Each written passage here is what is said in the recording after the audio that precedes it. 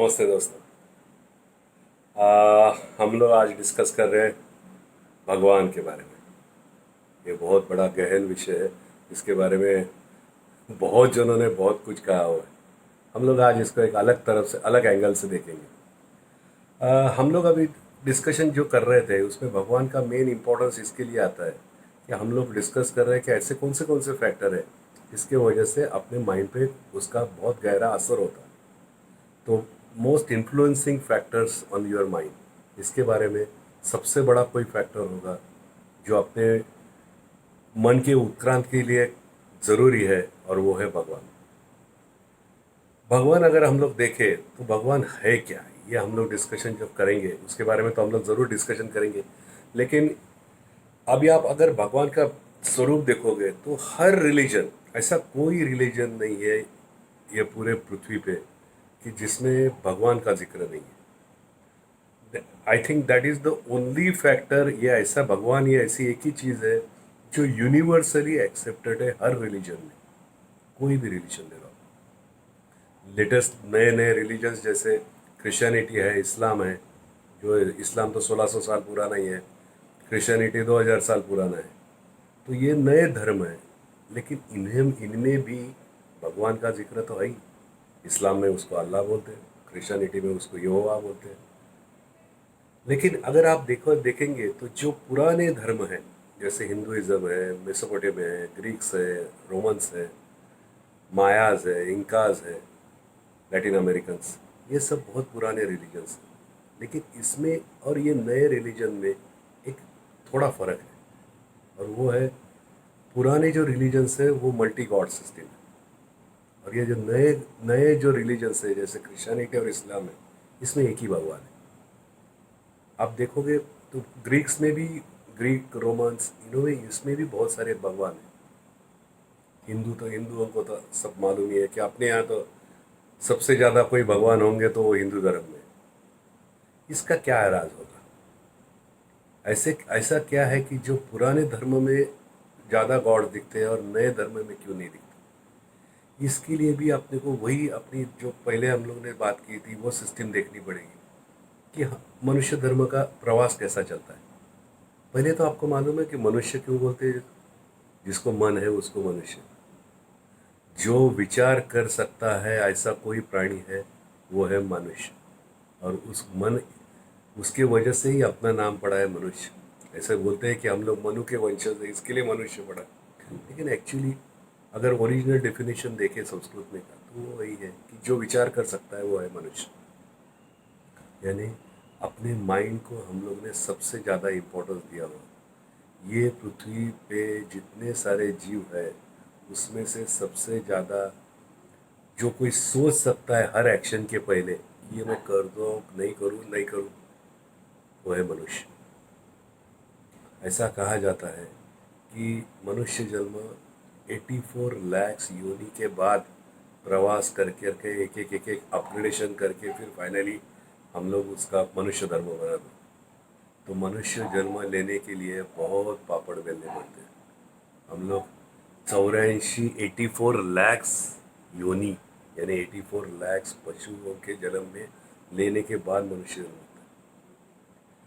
इसमें इसका अगर माइंड के इवोल्यूशन में देखा जाए तो ऐसा कहा जाता है कि हम लोग अपग्रेडेशन करते करते जब मनुष्य धर्म तक पहुंचते हैं, सब पशुओं के योनि में से जन्म लेके लेके लेके, तो अपना टॉप मोस्ट यानी सबसे ऊपर का हाईएस्ट अचीवमेंट रहता है मूलाधार चक्र। यानी जो जो जीव सब पशुओं में से जन्म लेके जब वो मूलाधार चक्र तक उसका अपग्रेडेशन होता है, that is the natural upgradation. तो मूलाधार चक्र तक जब पहुंचता है तब उसका मनुष्य जन्म होता है। तो मनुष्य जन्म की स्टार्ट है वो मूलाधार चक्र है, और अपना जो एंड है वो है सहस्त्राधार चक्र जो यहाँ होता है। जैसे हम लोगों ने बताया था कि ये 7 चक्र है, ये 7 चक्र जो मनुष्य जन्म का पूरा प्रवास है। हम लोग जन्म लेते लेते लेते अपना अपग्रेडेशन करते करते एक स्टेज में हम लोग ऐसे रहते हैं कि हम लोग सहस्त्राधार चक्र तक पहुँच जाते हैं, जो मनुष्य जन्म का एंड है। यानी हम लोग फिर से पूर्णत्व की तरफ जा रहे हैं।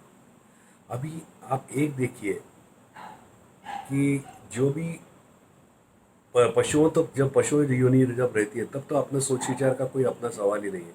अपनी रोज़ की जो ज़िंदगी है, खाना पीना उतना मिल जाए, उसके ऊपर हम लोग ज़्यादा कुछ सोचते नहीं हैं। पशु योनि में जैसे अपग्रेडेशन होते जाता है, जैसे हम लोग पेट्स बोलते हैं, वो पेट्स में थोड़ी बहुत शक्ति रहती है कि मालिकों को साथ विचार करने की, उनके साथ ट्यूनिंग करने की, लेकिन उसके सिवा उनके पास ज़्यादा पावर नहीं रहती। लेकिन जब मनुष्य जन्म हम लोग जब सहस्राधार चक्र तक पहुँचते हैं, तो आप सोचिए कि मनुष्य जन्म में मनुष्य के आदमी में इतना पावर रहती है, तो उसके ऊपर के योनि में क्या होगा। और ये मान तो हम सक ही सकते हैं कि अगर अपनी नीचे की योनि योनि है तो ऊपर की भी योनि होगी। अभी ये पूरा जो अपना साइकिल है पूर्णत्व से पूर्णत्व तक, तो इसका मतलब हम लोग पूर्णत्व से शुरू होते हैं, फिर अवनत हो जाते हैं, फिर हम लोग धीरे धीरे धीरे ऊपर चढ़ते हैं, और फिर से हम लोग पूर्णत्व की तरफ जाते हैं। ये एक सर्कुलर मोशन है। अभी आप देखेंगे कि ये हम लोग जब ऊपर की तरफ जा रहे हैं, यानी सहस्त्राधार चक्र जा रहे हैं, सहस्त्राधार चक्र के ऊपर से, अभी उसमें शरीर नहीं रहता है। एक बहुत बड़ा फर्क है कि मनुष्य जन्म और मनुष्य जन्म के ऊपर की योनि में, मनुष्य जन्म के नीचे की योनि जिसे हम लोग पशु योनि बोलते हैं, जिसके ऊपर का जन्म है, जो अभी वही हम लोग बात कर रहे हैं कि वो एक ऊपर की योनि है जिसे हम लोग देव योनि बोल सकते हैं। अब ये देव योनि यानी क्या? तो देव योनि यानी ऐसी है कि जो अपने से तो ऊपर है और उनका शरीर नहीं है। वो चाहे जैसा चाहे तो शरीर धारण कर सकते हैं, लेकिन नेचुरल नेचुरल वे में उनको शरीर नहीं। अभी ये एक शक्तियाँ हैं, ये शक्तियाँ जो है, ये अपने को जो भी उन्नत होने की कोशिश कर रहा है उसे हर स्टेज पे मदद करते हैं। अभी जितना पुराना धर्म होगा तो उतना वो सोचते हैं कि हम लोग जब एक एक स्टेज पार कर रहे हैं, जब एक एक स्टेज हम लोग ऊपर जा रहे हैं, तो भगवान तो है, हम लोग भगवान बोल रहे हैं कि वो तो प्योर एनर्जी, दैट इज तो है ही। अभी वो प्योर एनर्जी कैसी है? तो प्योर एनर्जी को कोई फॉर्म नहीं है, यानी वो निर्गुण है। तो अपने धर्म में निर्गुण भी बोला जाता है, बट निर्गुण ये अल्टीमेट हो गया। वो तो कैसा है कि पहले हम लोग, जैसे हम लोग ने लास्ट टाइम भी डिस्कशन किया था कि हर स्टेज का एक अपग्रेडेशन है। धीरे धीरे धीरे हम लोग निर्गुण की तरफ जा सकते हैं। जैसे मैंने कहा था कि विचार रहित अवस्था, वो जाने के लिए पहले अपने को विचार कम करने हैं, फिर पॉजिटिव विचार करने हैं, फिर दो तीन ही विचार करने हैं, फिर धीरे धीरे अपने को विचार कम कर कर कर विचार रहित अवस्था आनी। वैसा ही अपने को निर्गुण अवस्था में अगर जाना है तो उसके लिए अपने को गुणों से शुरू करना है, यानी अपने को एक विजुअल चाहिए सामने।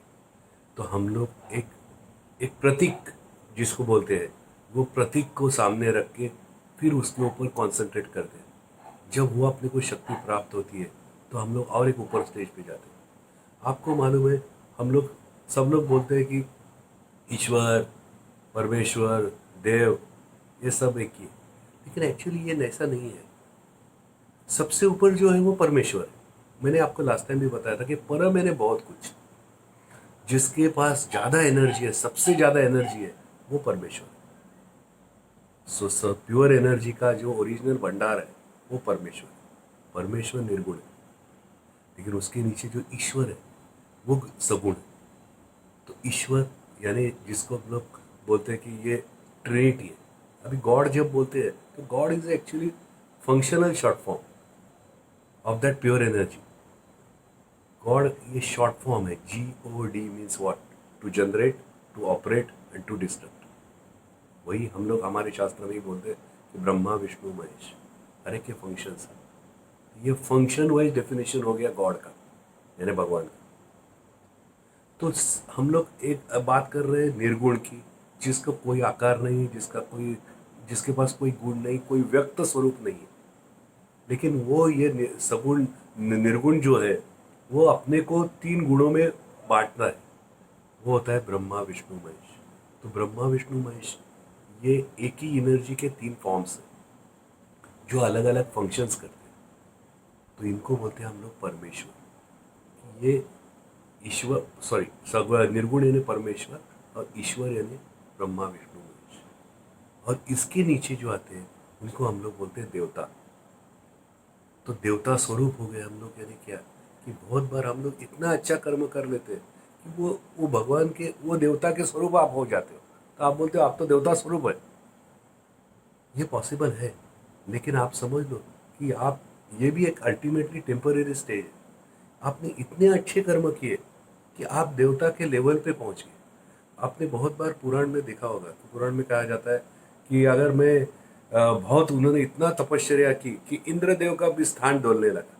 इसका मतलब क्या, कि उसने इतनी इतनी एनर्जी ले ली, इतनी प्योर एनर्जी ले ली कि वो ऑलमोस्ट इंद्रदेव के एनर्जी के लेवल में आ गया। इंद्र, हम लोग बोलते हैं देवताओं का राजा, वो ईश्वर नहीं है, आप समझ लो, वो ईश्वर के नीचे है। ईश्वर तीन ही है, ब्रह्मा विष्णु महेश। ईश्वर के नीचे ये सब देवताएं आते हैं। इसके लिए आपने भी पुराण में बहुत बार कथाओं में सुना होगा कि इंद्रदेव ने जाके विष्णु से मांगा कि आप हमें मदद कीजिए। यानी इंद्र भले वो देवताओं का राजा है, लेकिन वो ईश्वर नहीं है। फर्क समझ लो, एक बार आप ये फर्क समझ लोगे तो आपको बहुत आसान हो जाएगा कि ये कैसी सिस्टम चलती है। तो एक्चुअली ये कैसा है कि हर स्टेज, अभी जैसे हम लोग उन्नत होते जा रहे हैं, हर स्टेज में अपने को मदद करने के लिए कोई तो भी एक शक्ति चाहिए, क्योंकि अदरवाइज ये एक सेल्फ डेवलपमेंट है। आप एक समझ लो, मैंने कितना भी आपको बताया कि ऐसा करना चाहिए, ऐसा करना चाहिए, अल्टीमेटली ये आपको खुद एक्सपीरियंस करना है। अध्यात्म, हम लोग क्यों बोलते हैं कि वेयर साइंस एंड्स अध्यात्म स्टार्ट्स, ये क्यों है? क्योंकि इसका तुम एक्सप्लेनेशन में, भले एक्सप्लेनेशन दे दूंगा आपको, लेकिन इसका जो अनुभव है वो आपको खुद करना है। मैं आपको बताऊंगा कि मन की उच्च अवस्था में आपको ऐसा लगेगा, ऐसा लगेगा, बट वो सब इमेजिनेशन होगा। वो जब तक आप खुद अनुभव नहीं करोगे, तब तक मैं क्या बोल रहा हूँ आपको भी पता नहीं चलेगा, या बड़े योगी लोग जो बोल रहे हैं वो आपको पता नहीं चलेगा। वो हर एक को वो स्टेज पे अपग्रेडेशन करना है, उसका अनुभव लेना है और फिर समझना है। तो अध्यात्म या सेल्फ, मन की mind study is a self realization. ये इंडिविजुअल रियलाइजेशन है, ये कोई मास नहीं है, ये हम लोग का स्कूल नहीं है कि मैं स्कूल में एक 100 बच्चों को सिखा दिया और 100 के 100 एकदम ऊपर चले गए। नहीं होगा। हर एक को अपना अपना इंडिविजुअली डेवलपमेंट करनी है, और हर एक जन वो साइकिल, वो सर्कल पे जो मैंने बताया पूर्णत्व से पूर्णत्व तक, वो सर्कल पे कहीं तो भी अलग अलग जगह पे है, वो हिसाब से उसकी बुद्धि भी वैसे ही चल रही है। तो ये भगवान, ये चीज़ अपने को, ये जो शक्तियाँ हैं, ये हर एक स्टेज पे अपने को मदद करने के लिए एक शक्ति है। इसको हम लोग भगवान या देवता या ईश्वर बोलते हैं। जब हम लोग ईश्वर लेवल तक पहुंच जाते हैं अपग्रेडेशन करते करते, कि नहीं मैं अभी तो ब्रह्म स्वरूप हो गया हूँ या विष्णु स्वरूप हो गया हूँ, उसके बाद की स्टेज है निर्गुण, निर्गुण अवस्था, जिसमें फिर कोई नहीं, कि ना ब्रह्मा है, ना विष्णु है, ना महेश है, वो सिर्फ निर्गुण प्योर एनर्जी है। आपको अगर स्टोरी मालूम होगी तो स्वामी विवेकानंद ने भी एक बार, सॉरी वो वीडियो बीच में ही कट हो गया, तो आपको अगर मालूम होगा कि रामकृष्ण परमहंस ने एक जगह बताया था कि जब वो आंख बंद करते थे तो उनको देवी दिखती थी, वो डायरेक्ट काली माँ से बात करते थे। तो एक स्टेज पे ऐसा हो गया कि काली माँ ने बोला कि अगर अगर तेरे को और उत्कर्ष, इसके ऊपर जाना है तो तुझे मुझे छोड़ना पड़ेगा। तो स्वामी विवेकानंद को बहुत तकलीफ हुई कि ये मैं आपको कैसे छोड़ूं, मैं आपके सिवा तो मैं जी नहीं सकता। लेकिन उन्होंने बताया कि एक बार करके कोशिश। फिर उन्होंने जब भी आंख बंद की तो उनको देवी दिखती थी, तो उनको तलवार से उन्होंने कट किया, यानी मन ही मन में, और फिर वो निर्गुण स्वरूप में प्राप्त हो गए। तो बोले क्योंकि वो स्टेज तक तुम नहीं जा सकते जब तक तुम ये स्टेज पार नहीं करोगे। So that is the power. ये भगवान सब्जेक्ट हम लोग और भी डिस्कशन कर सकते हैं, लेकिन अभी मुझे लगता है हम लोग ये वीडियो इस टाइम यहीं बंद करते हैं। इसका कंटिन्यूएशन हम लोग अब पार्ट 2 में करेंगे। ओके, चलो बाय।